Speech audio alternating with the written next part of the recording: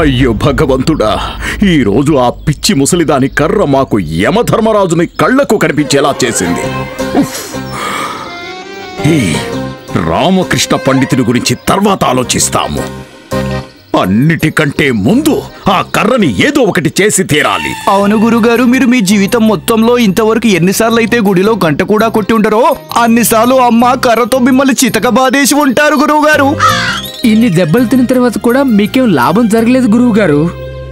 ఆగ్రా గూఢచారి మోసగాడు అని తేలింది. పైగా రామకృష్ణ పండితుడి మీద ఏవైతే నిందలు వేశారో అవి కూడా అబద్ధాలని తేలింది. ఎవరు నిజం చెప్తున్నారో ఎవరు అబద్ధం చెప్తున్నారో ఏమీ తెలీదు. రామకృష్ణ పండితులు గారు అది తెలుసుకోవడానికి వెళుతున్నారు. ఎక్కడికి? ఆగ్రాకి. ముఘల్ సభకి వెళ్ళడానికి సన్నాహాలు చేసుకుంటున్నారు.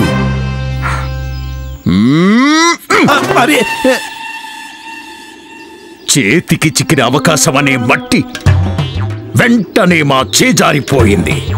ఎందుకంటే ఆ గూఢచారి మా చేజారిపోయాడు కాబట్టి. ఆ గూఢచారి గనక మా చేతికి చిక్కుంటే మాకు తెలుసుండేది ఇందులో ఏది నిజమో ఏది అబద్ధమో. కానీ గురువుగారు, మనం అతన్ని 6 కళ్ళతో చూసాం, 6 చెవులతో విన్నాం కూడా.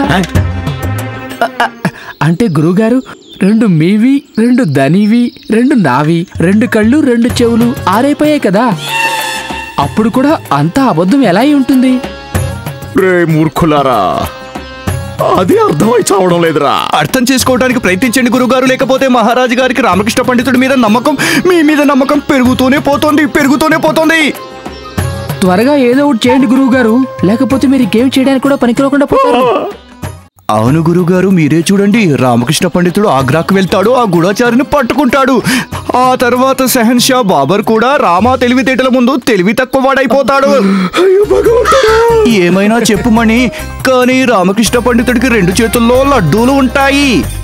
ఇక్కడ విజయనగరంలో మహారాజు కృష్ణదేవరాయల వారికి సమాచారం అందజేస్తాడు స్వయంగా. మహారాజు నుంచి పురస్కారం దక్కించుకుంటాడు. అక్కడ ఆగ్రాలో షహన్షా బాబర్కి విజయనగరం గురించి తెలియజేస్తాడు. ఆ తర్వాత మొఘల్ సభలో కూడా పురస్కారాలు అందుకుంటాడు. కేవలం మీరు మాత్రమే రామకృష్ణ పండితుడు బండారం బయట పెట్టగలరు. అతని నిజ స్వరూపాన్ని అందరికీ చూపించగలిగి ఉండేవారు. కానీ మీరేమో గురువు గారు వదిలేయండి, ఇప్పుడు అవన్నీ ఎందుకు. కానీ ఏమిట్రా గురువుగారు, మీ ముసలి మెదడు కొంచెం దూరం కూడా ఆలోచించలేదు. ఇక ఆగ్రా అంత దూరం ఎలా ఆలోచిస్తుందిలేండి. ఆలోచించలేరు. ఇలా రండి.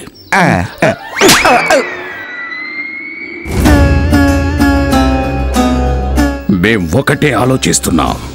మేము ఆగ్రా వెళ్ళడం మంచిది. ఒకవేళ రామకృష్ణ పండితుడు నిజంగానే బాబర్ గూఢచారిని తెలిస్తే అప్పుడు ఆగ్రాలో మాకు ఖచ్చితమైన సాక్ష్యం దొరుకుతుంది. అంతే. ఆ తర్వాత మేము రామకృష్ణ పండితుడితో పూర్వం ఇప్పుడు ఉన్న అన్ని లెక్కలు తేల్చేసుకుంటాం. మేం వస్తున్నాం రామకృష్ణ పండితుడా.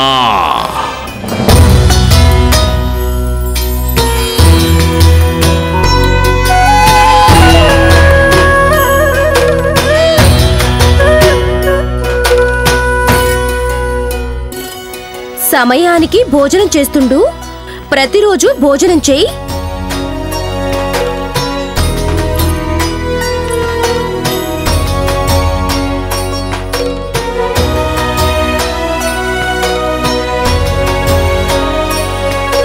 తీసుకోండి. శారదా, అదెత్తండి ఇది తీసుకోండి అని నువ్వు ప్రతిరోజు చెప్తూనే ఉంటావు. ఇప్పుడు వెళ్ళేటప్పుడు ఏం తీసుకోవాలి? నా చేతిలో ఉన్న ఈ చీటీ తీసుకోండి. చీటీయా?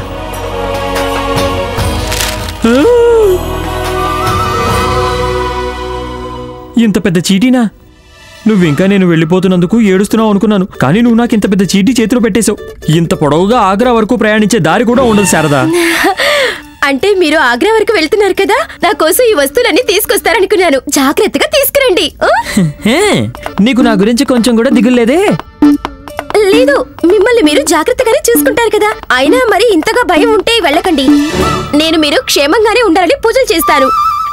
మీరు కేవలం ఈ వస్తువులన్నీ తీసుకురండి. అలాగే, చాలా మంచిది.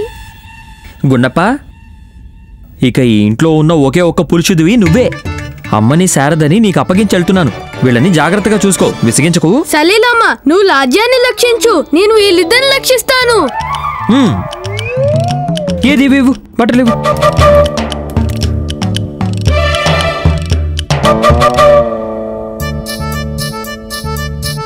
బయలుదేరుతాను.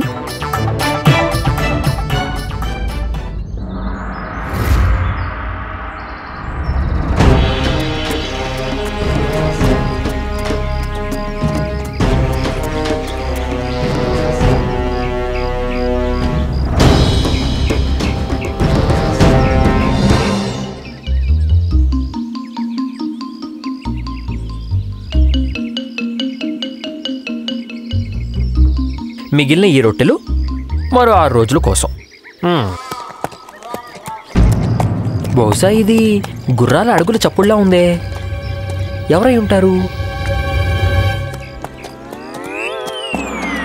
అయ్యో గురువుగారు, జాగ్రత్తగా కూర్చోండి. మీరు వెనక్కి తిరిగి కూర్చున్నారు. మీ గుర్రమేమో దానికి ఇష్టం వచ్చిన దిశలో వెళ్ళిపోతుంది. అయ్యో గురువుగారు, మీరు వెనక్కి తిరిగి కూర్చున్నారు. వెనక్కి.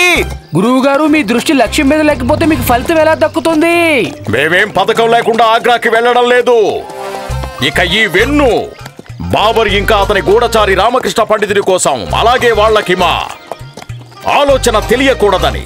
ఇక లక్ష్యం మీద దృష్టి పెట్టే విషయానికి వస్తే, లక్ష్యం మీద దృష్టి మేము మా దూరదృష్టితో చూస్తున్నాం. మీరు ఎలా అనుకుంటే అలానే గురువుగారు, కానీ మేము మీ మంచి కోసమే చెప్తున్నాం గురువుగారు. లేకపోతే మీకు ఎలా కావాలంటే అలా కూర్చోండి. లేకపోతే మీరు అడ్డదిడ్డంగా ఉన్న దారిలో ఎక్కడైనా పడిపోవచ్చు గురువుగారు. మూర్ఖులారా, మీరు మమ్మల్ని అర్థం చేసుకోలేరురా. మా ముందు మీ జ్ఞానం, ధ్యాస రెండు ఇంకా అధమ స్థానంలోనే ఉన్నాయి. అర్థమైందా?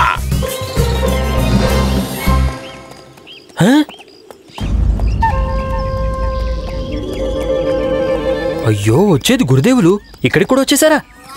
కానీ ఈయన గుర్రం మీద వెనక్కి తిరిగి ఎందుకు కూర్చున్నట్టు? ఖచ్చితంగా పోయిన జన్మలో చేమై ఉంటారు. అందుకే నా వాసన పసిగట్టి నా వెనకాల వచ్చేశారు.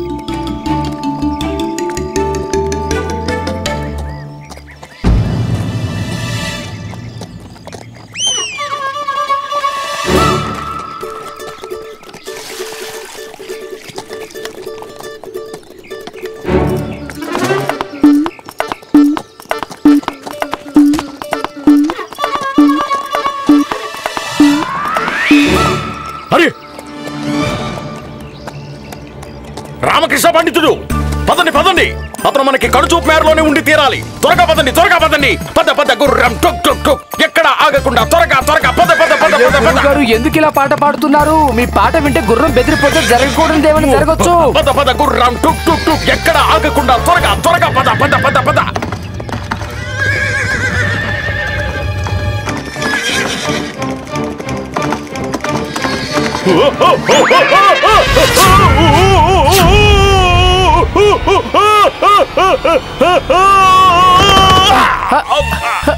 పట్టేసుకున్నాం గురువుగారిని, పట్టేసుకున్నాం. గురువుగారు, మీరు ఎక్కడా తగ్గట్లేదు. గురువుగారు, మీ పాట పూర్తయిందా లేదా? నిజానికి గుర్రానికి మీ పాట కూడా నచ్చలేదు అనుకుంటా, అందుకే పారిపోయింది. చెప్పాను కదా గురువుగారు, బండగుర్తు పాడకండి అని. మీ నడుము విరిగిపోయింది కదా.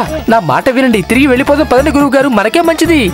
కులారా, ఎట్టి పరిస్థితుల్లో మేము వెంబడించడం మానవు. రామకృష్ణ,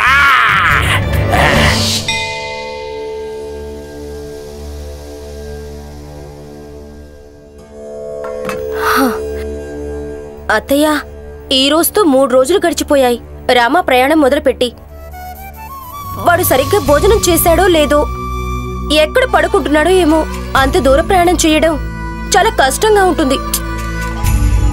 అత్తయ్య, మీరేం దిగులు పడకండి. ఆయన ఖచ్చితంగా విజయం సాధించి తిరిగొస్తారు.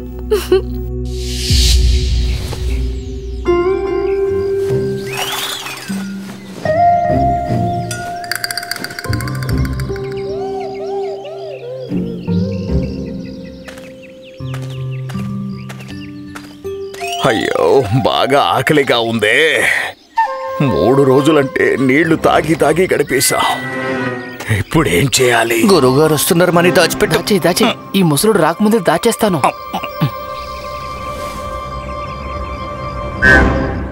అయ్యో, ఈ గుర్రమేంట్రా అలా పడేసింది? అయ్యో అయ్యో అయ్యో. ధనిమణి, మీరిద్దరూ కూడా ఆరోగ్యంగా ఉన్నట్టు అనిపించట్లేదు. సరే, ఒక విషయం చెప్పండి. మీ గురుమాత వరుణమాల మనం వచ్చేటప్పుడు ఇంత దూర ప్రయాణానికి భోజనం కూడా ఏమీ ఇవ్వలేదేంట్రా? ఇవ్వడం సంగతి పక్కన పెట్టండి. స్వయంగా గురుమాత కూడా భోజనం చేయలేదు. మీరు దూరంగా వెళుతున్నారని గురుమాతకి కోపం వచ్చింది కదా. చూడండి, నేను పుల్లతో సరిపెట్టుకుంటున్నాను.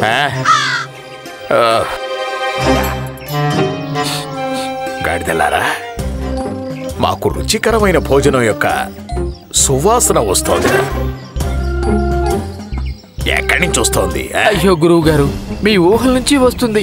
ఊహల్లో వంటకాలు మిఠాయిలు మాత్రం వస్తున్నాయి కదా, అందుకే సువాసన వస్తుంది. నోరు మొయ్యండ్రా. పదండి పదండి, త్వరగా పదండి, ఆగ్రాకు పదండి. బహుశా అక్కడికి వెళ్ళాకే మనకు భోజనం దక్కేలా ఉంది.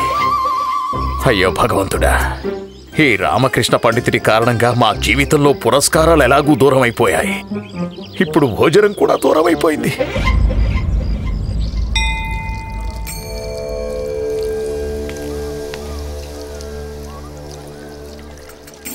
మహారాజా, మీకు ఇవన్నీ చేయాల్సిన అవసరం లేదు. పంతులు గారు వస్తూనే ఉంటారు. మేము చేయాలనుకుంటున్నాం మహామంత్రి గారు. రామకృష్ణ పండితుల వారి కోసం పూజ చేయాలనుకుంటున్నాము. బాబర్ గురించి మేము ఏవైతే వింటున్నామో అవి తెలిసాక రామకృష్ణ పండితుల వారి గురించి చాలా దిగులుగా ఉంది. మీరే చెప్పారు వారిని వెళ్ళనివ్వమని. రామకృష్ణ పండితులు మమ్మల్ని మాటతో నిర్బంధించేశారు. ఇప్పుడు కాళీమాత సమక్షంలో వేడుకోవడం తప్ప మా దగ్గర వేరే ఏ దారి లేదు. రామకృష్ణ పండితుల వారి క్షేమం కోసం. మహారాజా, మీరు నిశ్చింతగా ఉండండి. రామకృష్ణ పండితుల వారికి ఏమీ కాదు. రామకృష్ణ పండితులు తెలివైన వారే. పైగా దానితో పాటు ఏ విధంగా అయితే వారు పరిస్థితులను అంచనా వేస్తారో దానితో వారు విజయం సాధించడం నిశ్చయం. ఇది వింటుంటే చాలా బాగుంది.